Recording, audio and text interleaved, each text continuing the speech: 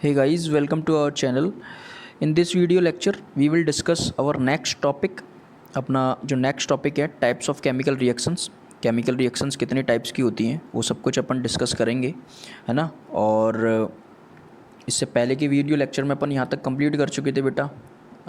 Steps पढ़े थे अपन ने, how to balance a chemical equation. Chemical equation जो होती हैं उनको आप कैसे बैलेंस कर सकते हैं, तो उसी के बेसिस पर जो है ये सारे क्वेश्चंस हैं आपको दिए गए हैं, एनसीईआरटी क्वेश्चंस हैं। तो you can do it yourself, आप खुद भी कर सकते हो, या फिर अगर आपको कोई डाउट है या फिर कोई प्रॉब्लम है इन्हें करने में और नहीं आ रहे हैं तो I will make it clear, मैं उन्हें क्लियर कर दूंगा, बता दूंगा आपको। एक सेपरेट वीडियो लेक्चर इसका अपन बना देंगे, सभी क्वेश्चन आंसर्स का। एनसीईआरटी क्वेश्चंस हो गए और एक्सरसाइज आपके क्वेश्चंस हो गए, तो उनका जो है एक सेपरेट वीडियो लेक्चर अपन प्रोवाइड करा देंगे, ठीक है। तो डोंट वरी। एंड देखते हैं in this lecture types of chemical reactions पढ़ेंगे फ़िलहाल। और इसमें जो है कॉम्बिनेशन रिएक्शन इस वीडियो लेक्चर में अपन कंप्लीट करेंगे, ओके। तो देखते हैं व्हाट इज़ कॉम्बिनेशन रिएक्शन, पहले ये पढ़ लेते हैं। We have learned in class 9th that during a chemical reaction atoms of one element do not change into those of another element. तो 9th क्लास में बेटा, 10th क्लास का जो भी साइंस है, सारे कॉन्सेप्ट वो प्रीवियस क्लासेस से पूरा मैच करता है। अगर आपके प्रीवियस क्लासेस के कॉन्सेप्ट्स क्लियर हैं तो जो है आपको ईज़िली समझ में आ जाएगा, बहुत ही ईज़िली, है ना। और लेकिन ये है कि मैं थोड़ा थोड़ा बता दूंगा, रिवाइंड करा देंगे अपन, थोड़ी थोड़ी टॉपिक्स कॉन्सेप्ट्स जो हैं रिवाइंड करते हुए चलेंगे। और आपको और अच्छे से देखना है तो you can watch the video lectures of class 9th के भी साइंस के वीडियो लेक्चर्स हैं, है ना। तो आप वहाँ भी जाके देख सकते हैं, ठीक है। तो आपका अच्छा रिवीजन हो जाएगा। और देखते हैं, तो 9th में अपन ने पढ़ा केमिकल रिएक्शंस जो होती है ना। केमिकल रिएक्शंस में एटम्स जो होते हैं किसी भी एलिमेंट के चेंज नहीं होते हैं, ठीक है। तभी तो अपन इक्वेशन को बैलेंस करते हैं। केमिकल इक्वेशन को बैलेंस क्यों करते हैं? एटम्स जो हैं अपन को लगानी पड़ती हैं, क्योंकि जो इसमें जो है loss of conservation of energy जो है आपका चलता है, loss of conservation of mass, sorry, है ना। तो इसके अकॉर्डिंगली आप क्या करते हैं? बैलेंस ही तो करते हैं। वरना किसी के पास atoms left hand side, reactant के पास में एटम्स हैं, number of atoms suppose total हैं 4, और राइट हैंड साइड जो प्रोडक्ट आपको मिलता है ना, तो उसके पास है 3, तो ये क्या अनबैलेंस हो जाएगी, स्केलेटल हो जाएगी वो इक्वेशन, है ना। स्केलेटल बोलते हैं उसको, केमिकल इक्वेशन। तो अपन उसको जो है बैलेंस करते हैं। तो इसीलिए जो आपके केमिकल रिएक्शन में एटम्स जो होते हैं एलिमेंट के वो चेंज नहीं होते हैं, और nor do atoms disappear from the mixture और अपीयर फ्रॉम एल्सवियर। ना तो वो कहीं डिसअपियर होते हैं, ठीक है, मिक्सचर में कहीं भी गायब नहीं होते हैं, और अपीयर फ्रॉम एल्सवियर या कहीं और दिखाई भी नहीं देते हैं। जिसके पास जिस एलिमेंट्स के एटम्स होते हैं वो वहीं आपको शो करेंगे। और actually chemical reactions involve the breaking and making of bonds between atoms to produce new substances. तो केमिकल रिएक्शन में बेटा होता यही है कि breaking of making of bonds होता है, ठीक है। तो इसके बारे में बॉन्ड्स जो भी हैं, एक एलिमेंट है, एलिमेंट कई सारे एटम्स ना, उसमें एटम्स होते हैं आपके, है ना, एटॉमिक मास, एटॉमिक नंबर और बहुत सी चीज़ें, है ना। तो ये सारी चीज़ें जो है अपन we will study in chapter 3 and 4 में बहुत अच्छे से पढ़ेंगे, समझ में आ जाएगा, है ना। तो होता कुछ नहीं है केमिकल रिएक्शन में, होता यही है कि ब्रेकिंग होती है, मेकिंग होता है, बॉन्ड का नया बनना या बॉन्ड का टूटना, तो है ना। तो इसी से ही क्या हो जाता है, आपका नया सब्सटेंस बनता है, ठीक है, टू प्रोड्यूस न्यू सब्सटेंसेस। ऐसे ही नया सब्सटेंस बनता है तो वो केमिकल रिएक्शन होती है, ठीक है। और फिजिकल रिएक्शन में क्या होता है, आपका साइज, शेप वगैरह, टेक्सचर, यही चीज़ें तो चेंज होती हैं, है ना। उसमें कोई केमिकली न्यू सब्सटेंस तो बनता नहीं है। You can separate it out, आप उसको वापस से रिवर्स कर सकते हो, तो वो फिजिकल रिएक्शन फिजिकल हो जाती है, फिजिकल चेंज हो जाता है। केमिकल चेंज में, केमिकल रिएक्शन में क्या होता है, आपका न्यू सब्सटेंस बनता है, नया पदार्थ बनता है, ओके। तो you will study about types of bonds formed between atoms in chapters 3 and 4 में बहुत अच्छे से पढ़ेंगे, समझ में आ जाएगा पूरा कॉन्सेप्ट। फिलहाल ये देखिए कॉम्बिनेशन रिएक्शन जो है क्या होती है 1.2.1। तो एक्टिविटी करेंगे बेटा एक 1.4। एक्टिविटी बहुत मोस्ट इंपॉर्टेंट है, एक्टिविटी से ही आपके पूरे कॉन्सेप्ट क्लियर होते हैं, अदरवाइज एक्टिविटी आप स्किप कर देते हैं, पढ़ते रहते हैं तो कोई मतलब नहीं है उस चीज़ का। 1.4 में देखेंगे, take a small amount of calcium oxide और quick lime in a beaker. तो आपको क्विक लाइम लेना है, ठीक है, ये रहा, ठीक है, फिगर 1.3। तो बीकर में, ठीक है, अब उसमें ऐड वाटर, उसमें पानी डालना है। Touch the beaker as shown figure in 1.3, touch करना है। Do you feel any change in temperature, आपको टेम्परेचर बदलता हुआ दिखाई देगा बेटा, ठीक है। उसमें आपको थोड़ा टेम्परेचर ज़्यादा लगेगा, हीट लगेगी आपको, गरम सा लगेगा वो बीकर, ठीक है। तो ये क्या हुआ, calcium oxide reacts vigorously with water. To produce slaked lime calcium hydroxide releasing a large number amount of heat. तो मैंने कहा आपसे हीट एनर्जी निकलती है उसमें से लार्ज अमाउंट में, गर्म हो जाता है, ठीक है। तो जब आपने क्विक लाइम को H2O से रिएक्ट कराया, ठीक है, तो क्या होगा आपका, क्या बनेगा, आपका बनेगा CaOH होल ट्वाइस, ओके। तो सिलेक्ट लाइम बनेगा, एक्वस है, एक्वस मैंने बताया था आपको। एक्वस क्या होता है, एक्वस वो होता है कोई भी एलिमेंट या कोई भी कंपाउंड जब वो डिज़ोल्व है किसी वाटर में और फिर उसका सॉल्यूशन हो जाता है पूरा, ठीक है, तो उसी को एक्वस सॉल्यूशन बोलते हैं। तो ये एक्वस बन जाएगा क्योंकि वो वाटर में डिज़ोल्व है, क्या, क्विक लाइम, और फिर आपका निकालेगा क्या, हीट एनर्जी निकालेगी, हीट एनर्जी प्रोड्यूस करेगा लार्ज अमाउंट में, तो हीट भी लिख दिया आपने, ओके। तो अब देखेंगे ये व्हाट इज़ सिलेक्ट लाइम है क्या, ये इसके बारे में बताया गया है। तो देखिए in this reaction calcium oxide and water combine to form a single product. तो क्विक लाइम एंड H2O ये दोनों कंपाउंड ने मिला के क्या बनाया, सिलेक्ट लाइम बनाया, ठीक है। तो ये एक सिंगल प्रोडक्ट ही तो बनाया, एक ही तो प्रोडक्ट बनाया, कैल्शियम हाइड्रोक्साइड जिसे अपन बोलेंगे, जैसे सिलेक्ट लाइम भी बोलते हैं। तो such a reaction in which a single product is formed from 2 और more reactants is known as combination reaction. तो कॉम्बिनेशन रिएक्शन क्या होती है बेटा, किसी ऐसी रिएक्शन में जिसमें 2 या 2 से अधिक रिएक्टेंट, ठीक है, रिएक्टेंट मतलब कि लेफ्ट हैंड साइड वाले ये, तो ये रिएक्टेंट कितने भी हो सकते हैं, तो ये सब मिलके कोई एक नया प्रोडक्ट बनाते हैं, वो प्रोडक्ट केवल एक ही होना चाहिए, तो वो होती है आपकी combination reaction. Understood, hope so आपको समझ में आ गया होगा इजीली। तो डू यू नो में आपका बहुत अच्छे से दिया है कि सिलेक्ट लाइम होता क्या है। तो सॉल्यूशन जो भी आपका सिलेक्ट लाइम बना बेटा, आपका सिलेक्ट लाइम जो आपको मिला प्रोडक्ट के रूप में एक्टिविटी 1 रिएक्शन 1.13 में, तो is use for white washing walls. इसको अपन यूज करते हैं, इस पूरे सॉल्यूशन को यूज करते हैं पुताई करने के लिए दीवारों पर, पुराने ज़माने में इस्तेमाल करते थे, है ना, तो कलई बोलते थे जिसे, है ना, शुद्ध भाषा में।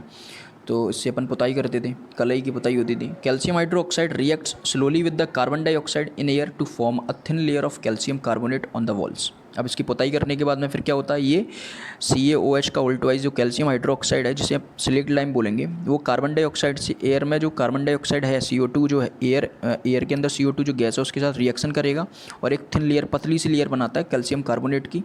और कैल्शियम कार्बोनेट जब ये दीवार पर ये लेयर बन जाती है, carbonate is formed after 2 to 3 days, 2 या 3 दिन में ये बन जाती है लेयर, थिन लेयर पतली सी, है ना, वाइट वॉशिंग के बाद। तो ये जो है शाइनिंग हो जाती है, शाइनी फिनिश देती है वॉल्स को, चमकती हैं आपकी दीवारें, अच्छी लगती हैं। It is interesting to note that the chemical formula for marbles is also CaCO3।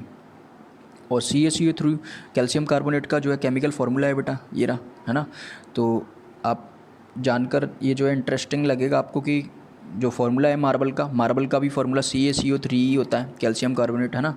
तो देखेंगे इसमें इंटरेस्टिंग कैसे होता है, मार्बल कैसे बनती है, वो भी इसमें दिया गया है ना, इन द नेक्स्ट अभी डिस्कस करेंगे टॉपिक में, तो देखेंगे।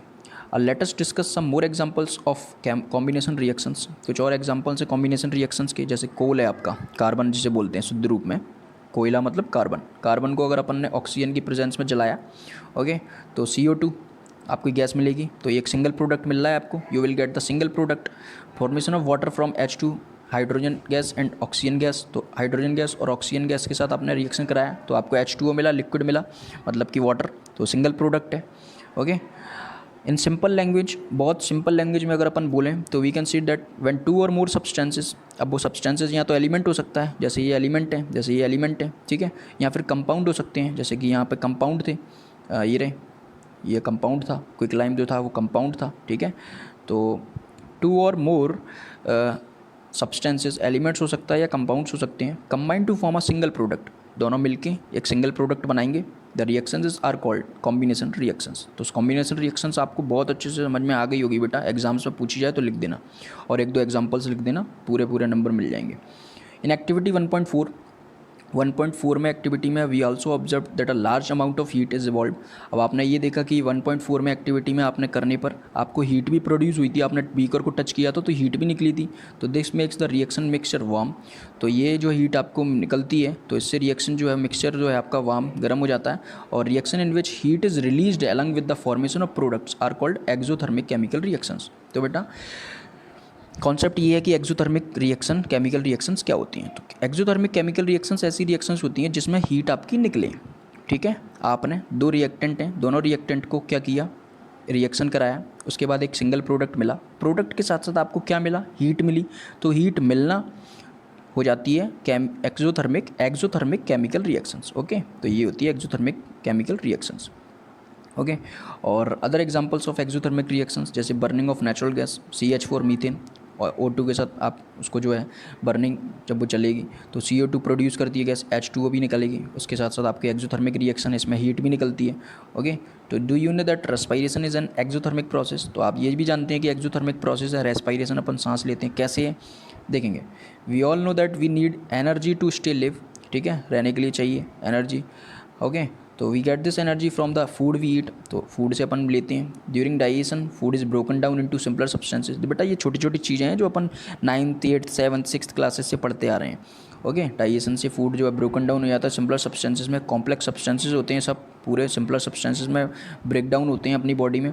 For example rice, potatoes, bread contain carbohydrates, ये सब इनमें कार्बोहाइड्रेट होता है और these carbohydrates are broken down to form glucose. अब ये बॉडी में जाके जो है फिर ब्रोक डाउन होता है, टूटता है ग्लूकोज में, और this glucose combines with oxygen in the cells of our body and provides energy. अब ये ग्लूकोज जो है ऑक्सीजन के साथ मिलके सेल्स में अपन को प्रोवाइड एनर्जी देता है। ओके, और the special name of this reaction is respiration, और इस रिएक्शन का नाम जो है वो रेस्पायरेशन है। ठीक है, तो the process of which you will study in chapter 6, और चैप्टर 6 में बहुत अच्छे से बताया गया है, बहुत डीपली ATP दी गई है उसमें, एडिनोसिन ट्राइफॉस्फेट कैसे बनती है, उसमें एनर्जी जो है एक टाइप के ATP जो होती है वो एनर्जी करेंसी है।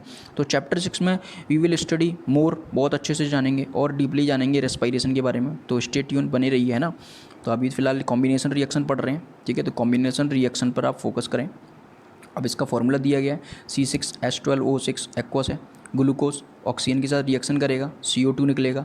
ओके, जो कि वेस्ट मटेरियल है आपका, बाहर निकलता है, ब्रीद आउट करते हैं जब अपन, ठीक है, और H2O निकलता है जो कि यूरिन के थ्रू है ना, यूरिन के थ्रू आपका वेस्ट है, वो ये भी वेस्ट ही है, तो वेस्ट जो भी है जो निकल के बाहर चले जाते हैं, यूरिन के थ्रू निकल जाता है, एनर्जी रिलीज़ होती है। ठीक है, तो ये भी एक्सोथर्मिक प्रोसेस हुई ना, एनर्जी रिलीज़ हो रही है, मतलब एनर्जी, हीट एनर्जी, तो ये एक ही बात है, हीट एनर्जी निकलना, एनर्जी निकलना। ठीक है, तो अब थर्ड में क्या दिया, decomposition of vegetable matter into compost is also an example of exothermic reaction. अब वेजिटेबल जो भी है, वेजिटेबल मैटर है, कुछ भी है, डिकम्पोजिशन हो जाती है, तो डिकम्पोजिशन रिएक्शन बेटा अपन अभी जो है दूसरी टाइप ऑफ रिएक्शन है डिकम्पोजिशन रिएक्शन, इसको अच्छे से पढ़ेंगे। ठीक है, अच्छे तरीके से अभी समझ में आ जाएगा डिकम्पोजिशन होता क्या है। तो डिकम्पोजिशन वेजिटेबल का होता है, कंपोस्ट खाद बनती है उससे। ठीक है, तो ये भी एक्सोथर्मिक रिएक्शन है। तो identified the type of reaction taking place in activity 1.1 where heat is given out along with the formation of a single product. अभी अपन ने स्टार्टिंग पेज पर ही आप देखेंगे क्या जलाया था, Mg जो था रिबन था आपका, उसको जलाया था, उसमें अपन ने जो है हीट दी थी। ठीक है, तो उस रिएक्शन को अपन क्या बोलेंगे, तो बेटा अभी मैं आपको बता दूं कि उस रिएक्शन को अपन एंडोथर्मिक रिएक्शन बोलते हैं। जिस रिएक्शन में आप हीट दे रहे हो, निकल रही है तो वो तो एक्सोथर्मिक हो जाएगी। ठीक है, और जिसमें आप दे रहे हो वो एंडोथर्मिक रिएक्शन हो जाती है, जिसमें हीट यूज हो रही है, जिस रिएक्शन में आप हीट दे रहे हो, ठीक है, रिएक्शन में, उसको बोलते हैं एंडोथर्मिक। जैसे ये रहा मैग्नीशियम रिबन जो है अपन ने जलाया था, स्टार्टिंग पेज पे ही दिया है, वेयर इज़ द पेज, ये रहा मैग्नीशियम रिबन। ठीक है, इन एयर जलाया ऑक्सीजन की प्रेजेंस में, तो आपको मैग्नीशियम ऑक्साइड मिलेगा। ठीक है, ये आपने हीट दी, बर्नर से दे रहे हो, ये रही हीट दे रहे हैं। ठीक है, तो ये रिएक्शन जो है आपकी पूछ रहे हैं वो क्या कहेंगे इस टाइप ऑफ रिएक्शन को, तो इसको बेटा अपन बोलते हैं एंडोथर्मिक रिएक्शन। दो टाइप ऑफ रिएक्शन होती है, एक्सोथर्मिक एंड एंडोथर्मिक। एक्सोथर्मिक जिसमें अपन हीट आपको मिलती है, रिलीज़ होती है, निकलती है प्रोडक्ट के साथ साथ, और एंडोथर्मिक जिसमें अपन रिएक्टेंट के साथ साथ उसमें हीट दे रहे हैं। ठीक है, उसमें निकलती नहीं है। तो डिकम्पोजिशन में ज़्यादातर आपको जो है एंडोथर्मिक रिएक्शंस ही मिलेंगी। ठीक है, तो इन द नेक्स्ट वीडियो लेक्चर देखेंगे, ये 1.2.2 डिकम्पोजिशन रिएक्शन है, अच्छे से समझेंगे। फ़िलहाल आपको कॉम्बिनेशन रिएक्शन अच्छे से समझ में आई होगी। अगर कोई डाउट आपको लगता है, अगर जल्दी में मैं कुछ बोल गया हूँ, मिस्टेक हो गई हो, तो सॉरी फॉर दैट, तो आप you can ask me in the comment section, पूछ सकते हो। एंड आपको वीडियो लेक्चर अच्छा लगता है बेटा तो लाइक, सब्सक्राइब एंड शेयर ज़रूर करें to the needy students. And comment ज़रूर करें बेटा, फीडबैक ज़रूर दें, है ना, तो इससे जो है हमको पता लगता है कि हमारे वीडियो लेक्चर्स कैसे बन रहे हैं। तो मिलते हैं in the next video lecture, till then good bye, take care and thank you.